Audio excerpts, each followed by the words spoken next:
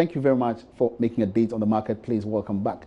The first section of the phase one of the Tema Port expansion project is expected to be operational in July 2019.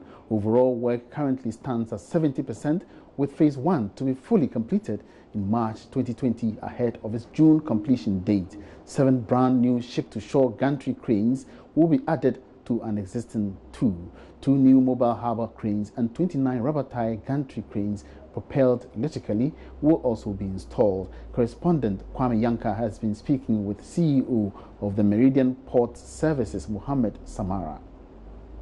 The Tema Port expansion projects, when completed, will be the biggest in sub-Saharan Africa. According to the Chief Executive Officer of Meridian Port Services, Mohammed Samara, about 1.1 billion is being invested in phase one. The significant investment in the port expansion project is expected to eliminate inefficiencies and boost growth. He disclosed this in an interview during a tour of the project. Okay, well, the economy of scales that we are building here, first of all, is going to make it really competitive.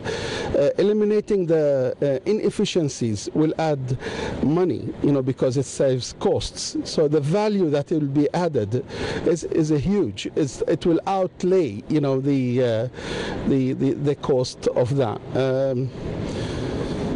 How much will we be spending? We will be spending probably close to, in phase one, the total is 1.1 billion, and so far we have outlaid close to 550 probably, or thereabout.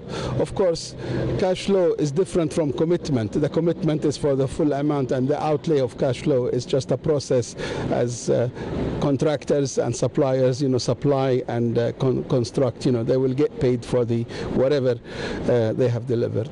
The expansion project, which is on a build, operate, transfer basis, will be handed over to Ghana after 35 years. Mohammed Samara does not share the assertion that the port will be in a bad state after 35 years. So the port will be operated by Ghanaians and for Ghana within Ghana. And the Ghana Ports and Harbour Authority is both on the shareholder board as well as the regulator. So basically, I am sure the GPHA will oversee that this port is well maintained. And actually, maintenance is the culture of the other shareholders, and they will not be able to run it if it's not well maintained. It's not yet a running port, it's still a construction site, So once it's a running port, they will be involved in the running of the port. They will oversee the maintenance. There is clauses and mechanism inside the concession gives GPHA the right to go in and inspect at any given moment.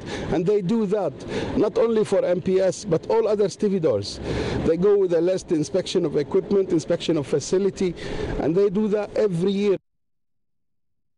The second annual edition of the Executive Women's Conference is scheduled to take place on the 12th of this month at the Labadi Beach Hotel here in Accra. The conference seeks to bring women leaders together to drive the country's economic growth.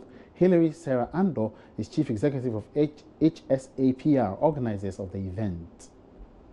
Executive Women is basically a non-profit organization which comprises of women in leadership roles, management, executive roles, and entrepreneurial women as well. So the theme is implementing brand Ghana, the role of women leaders. The theme is special because Ghana is at a very pivotal point in its history, in its economy, in its development. And it's so important now for all hands to be on deck, especially women, giving women a seat at the table, and women being a part of creating and curating this brand or this identity, this national identity that is Ghana. This conference has become necessary because we want to move beyond the rhetoric and chart a course for Ghana. We want to move beyond the talk shop. Last year we had 300 people attend under the patronage of Her Excellency Mrs. Rebecca Akufo-Addo. And at that conference, the women, they were excited, they were stoked, they were involved, and they demanded that this conference was institutionalized. So it's not just a one-off thing, but it happens every year year. One, it's a way to chart a course, like I said, and it's a way to make sure that we execute and implement what we talked about the previous year. And so each year we'll build upon what we did the previous year. I think, yes, it is. And there are definitely challenges. There is a pay gap. There's gender discrimination globally, not just Ghana or on the continent. But I think now we want to move beyond that. We want to make sure that our voices are heard and we're seen. We want to make sure that we have a seat. And like Shirley Chisholm said, if there's no seat at the table, you bring your folding chair. And when you bring that folding chair and you're heard because you're qualified and you have the skill set, not just because you're a woman, when you're heard and you can make an impact and you have influence, you open the door and you create opportunities for other women.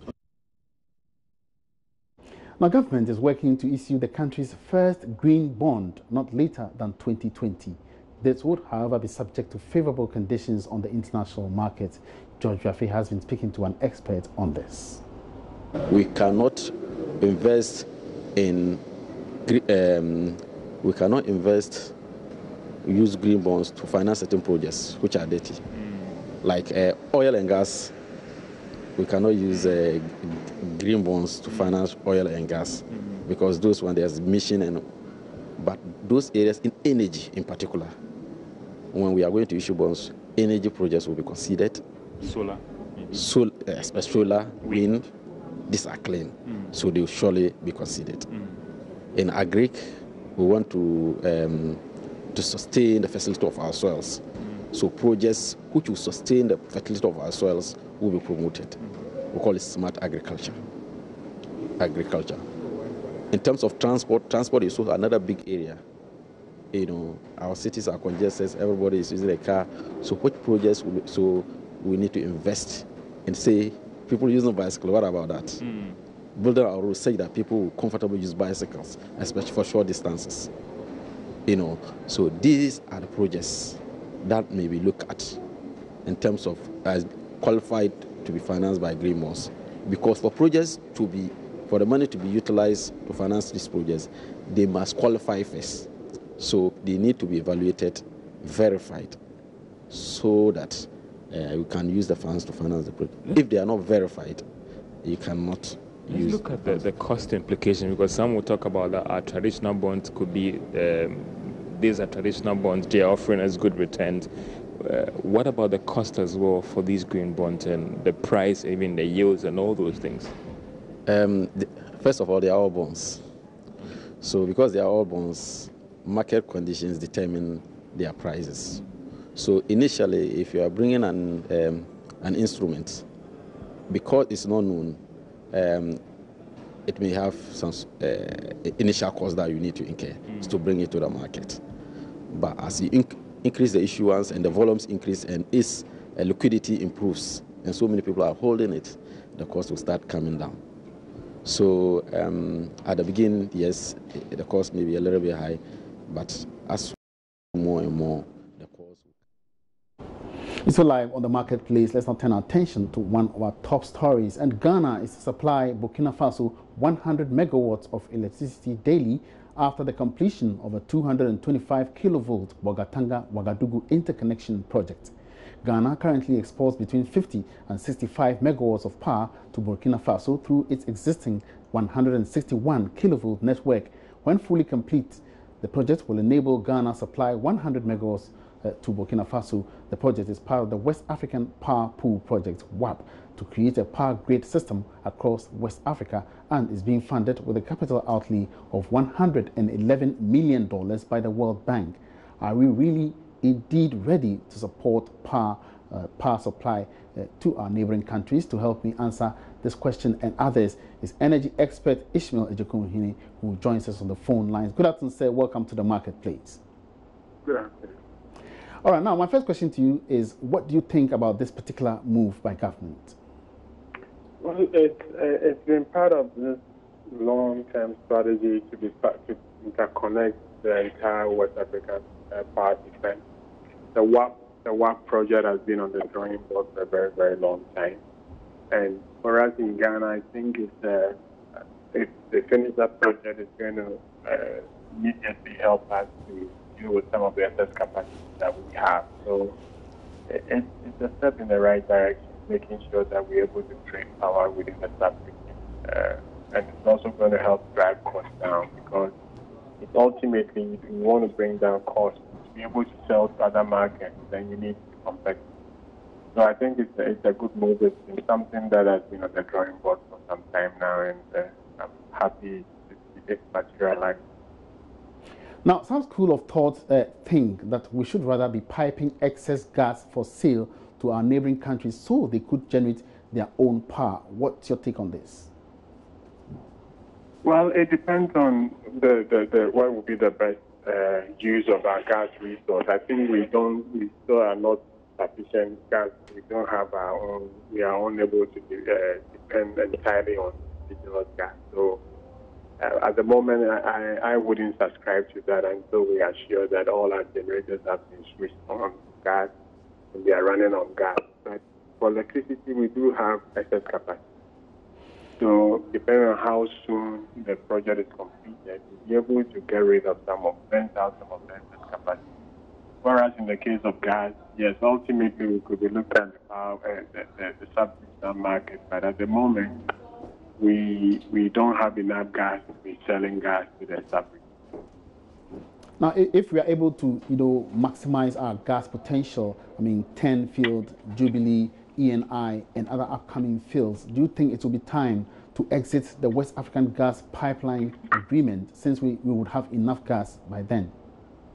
Well, yes, we do have, and again, don't let us forget that we, as a country, we also have a plan to develop our petrochemical industry. Okay, so at the moment, because we are almost exclusively focusing on the use of the gas for power production, we're not looking at the broader picture. But whether or not we will have excess capacity will be determined by the other uses, alternative uses that we could put gas to. But definitely having an infrastructure in place to be able to trade and export gas into the sub-region. Already we have the pipeline already built. So between Nigeria, Togo, and Benin, we should be able to trade gas as and when our domestic supply, we have enough to meet the domestic demand. But at the moment, I think it's a little bit far-fetched, and I would say we should rather concentrate on exploring the possibility of rather getting rid of, well, I would say rid of, because at the moment it creates a lot of problems there. Unutilized capacity, which are we're paying for them anyway because they are take-or-pay contracts. Many thanks for your time. Ishmael Ejikumhene is an energy expert. He's been sharing his thoughts on Ghana's decision to export more power to neighboring Burkina Faso. Now, management of Energy Commercial Bank have reiterated their resolve to meet the new capital levels by the BOG. The Bank of Ghana has recently decided that it is imminent that one bank could collapse again. CEO of Energy Commercial Bank, Christiana Ekete Ulawi, says she's confident the measures put in place to meet the new minimum capital requirement will yield positive results. Nana Yaojima was at a ceremony to launch the bank's initial public offering in Kumasi. According to officials, the decision to go public has received positive response from corporate entities and individuals. Though statistics are not readily available, the bank's attractive viability prompted the Security and Exchange Commission to grant its request to go public. Mrs. Olaoye tells Love Business the bank will continue to woo more investments to meet the 340 million cedis target. 30 days, our aim is 340 million. If you look at the prospectus says that we are deemed to have achieved success. If we meet 20%, that is 68 million Ghana cedis. But our aim in the 30 days is 340 million, not just from corporate investors and individual investors in Ghana, but also from investors in Nigeria, in the UK, the USA. As you heard today earlier on, we've already had some people who have indicated interest prior to even the launch of the IPO. But our primary aim is to have Ghanaians own a part of this bank, become part owners and part managers of the bank before we allow other outsiders to take precedence. Energy Bank's IPO targets to make it stronger with broader ownership. Mrs. Olaoye says the bank will invite original shareholders to take up the challenge if the first option fails. The response has been fantastic from corporate investors and from private investors so far, and we expect even more and bigger and better response as the days go by. We have said that our existing shareholders have given an undertaking that they will take up any unsubscribed offers, and we know that they are financially capable of doing that. Nana. Let's turn attention to aviation now. And when the Boeing Aircraft Company first introduced the B747 series, the U.S. Federal Aviation Authority upgraded its standards and requirements for some airport infrastructure, including terminals, runways, and taxiways. This was to help accommodate the larger than typical aircraft. Today, with the introduction of the even bigger Airbus A380, the need for similar updates and revisions have become necessary. To get a sense of the Airbus 380's size and luxury, let's take you on a tour of the biggest passenger aircraft in the world. The Airbus A380 is about 73 meters long, has a wingspan of 80 meters and 25 meters high, making it the largest commercial aircraft flying today compared to the Boeing 747, which it was set to compete against. From a private suite to spas and a bar and even having your own screens, this is the closest you can get to flying your own private jet. But this is not a private jet, this is the Emirates Airbus A380. And this aircraft, as we are told, can carry over 500 passengers and is the largest passenger aircraft today. The world's largest commercial aircraft flying today has a capacity to carry over 500 passengers in a comfortable 3-class configuration on 2 levels. First, a look at the economy section. This is what we have when we are having like a long haul flight, like more than 8 hours. We give you this. It has socks, it has eye masks, it has earplugs, so you can use that. These are the products for babies, baby milk, baby food, toys, and everything. This is how the seat reclines. You press this button. No, have your screen, you twist this, and then you have your screen. Wow. Yeah, so this is the 380. And to get it clear, this is economy. Yeah, the whole platform, the level is economy. Yeah, the whole cabin, yeah.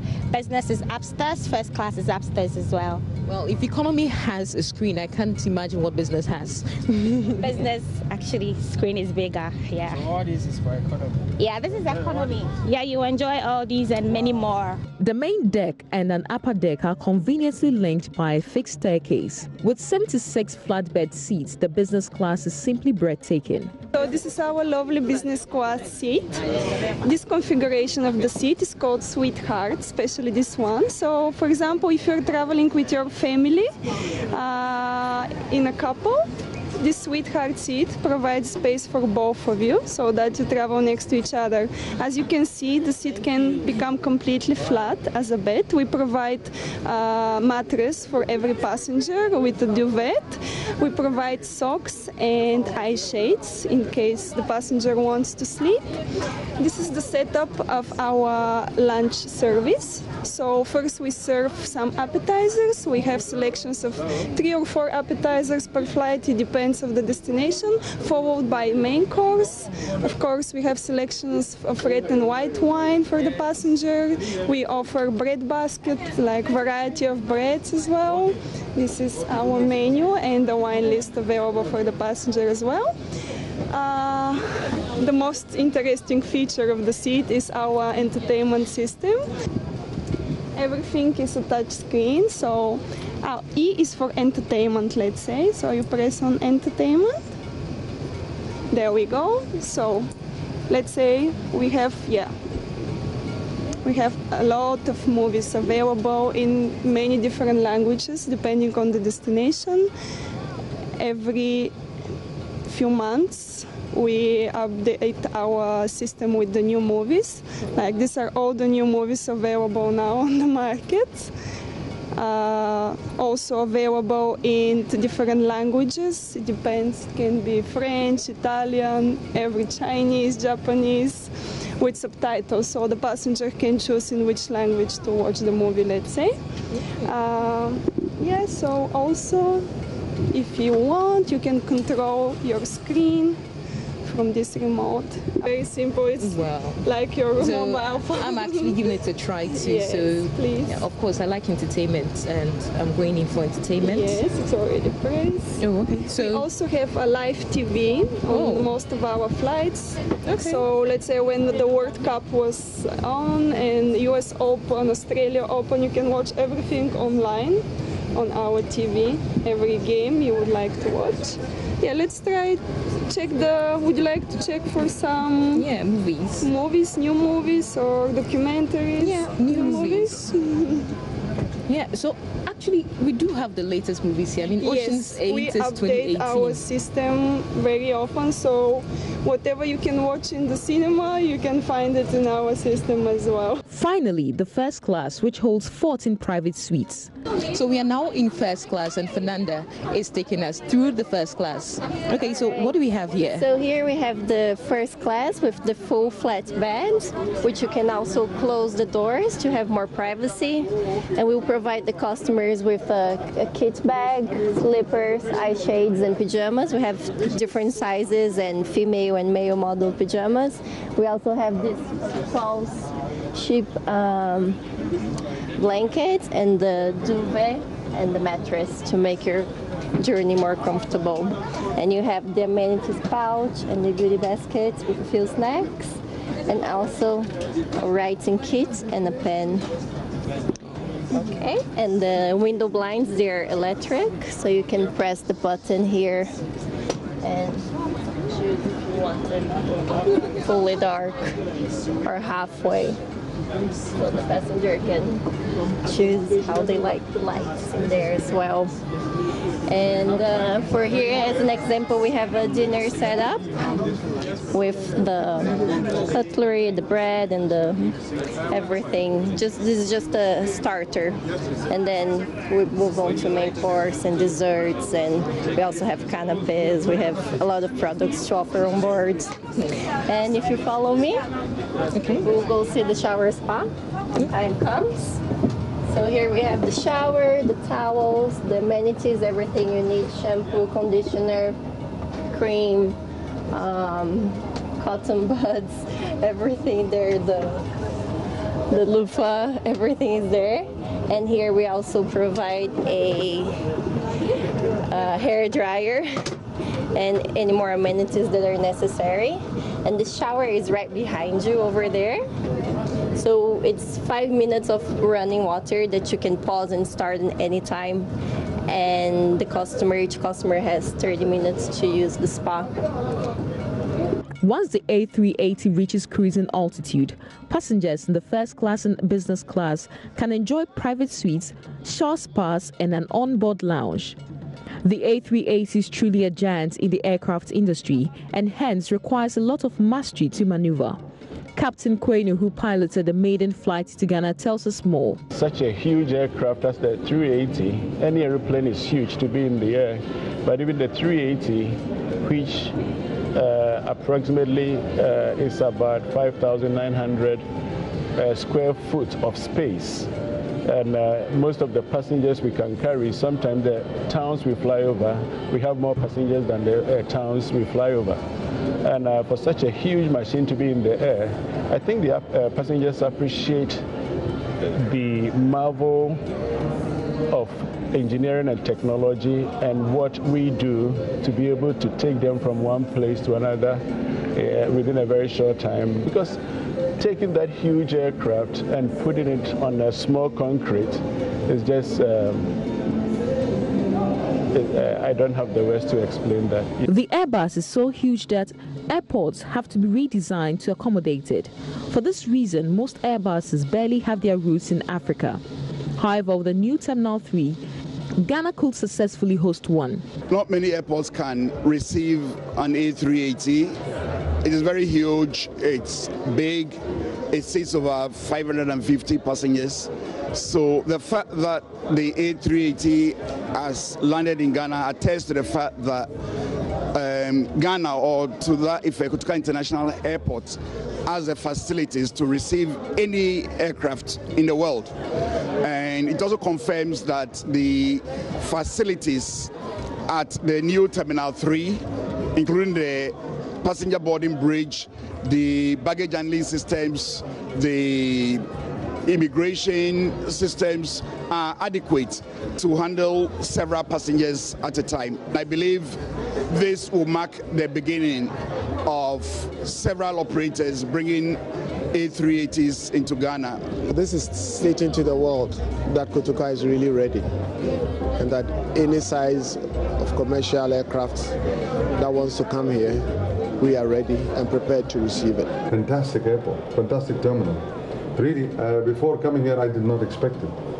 And today, even with my VIP delegation, people are shocked.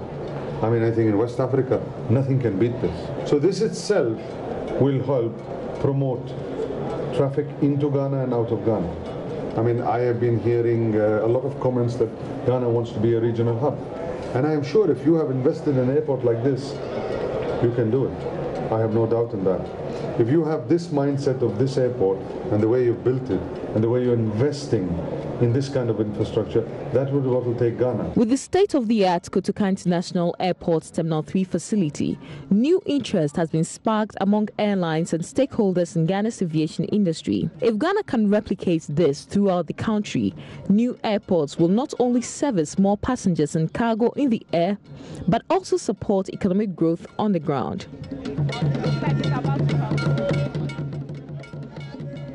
So obviously the Airbus A380 is an aerodynamics breakthrough that has ever hit the world. And on that note, to wrap up this afternoon's edition of the Marketplace, my name is Emmanuel Abwaji.